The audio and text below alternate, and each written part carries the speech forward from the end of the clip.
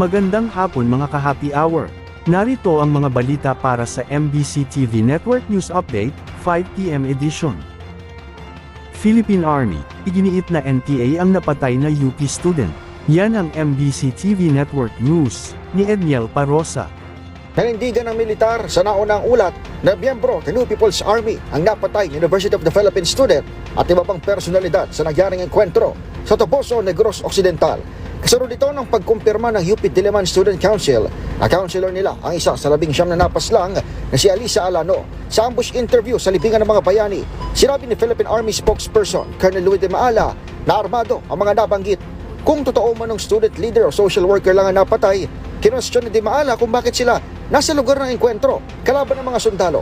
Binabalik na natin sa kanila kung sinasabi nila mga estudyante lang sila doon, ano ang ginagawa nila doon sa encounter site, na hawak na pa rin at nakipagparilan doon sa ating mga sundalo.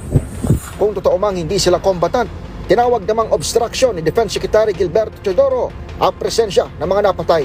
At kung nandun yung estudyante, hindi man combatant, obstruction of justice or aiding and abetting yun. So kasama dito. Bukod kay Alano, nakilala rin sa mga napaslang ang Senate nominee ng Kabataan Party List noong 2022 elections na si RJ Nicole Ledesma. Umabot sa 24 na armas na recover ng 79 Infantry Battalion sa pinangyarihan ng insidente. Para sa MBC TV Network News, ako si Edniel Parosa, D0H. Una sa Pilipinas, una sa Pilipino.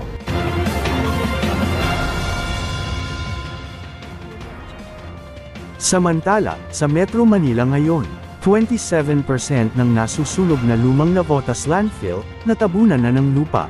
Patuloy na pinalalawak ng Navotas local government ang pagtatambak ng lupa para tuluyang maapula ang sunog sa lumang landfill. Ayon kay Mayor John Ray Chanco, umabot na sa 27% o katumbas ng 8.13 na ektarya ng landfill ang natatakpan na ng lupa.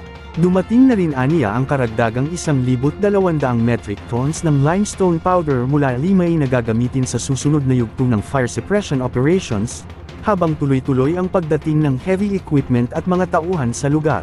Ngayong araw, target naman ng mga autoridad na palawakin pa ang soil covering, misting operations para makontrol ang usok, at pagbuo ng access roads para mapabilis ang pagpasok ng mga kagamitan. Ating alamin ang mga latest update mamayang alas 5:30 ng hapon, sa programang Metro Manila Ngayon, Afternoon Edition. At yan ang mga balita para sa MBC TV Network News Update, 5 PM edition. Samahan ninyo kami bukas, mula alas 9 ng umaga, hanggang alas 5 ng hapon.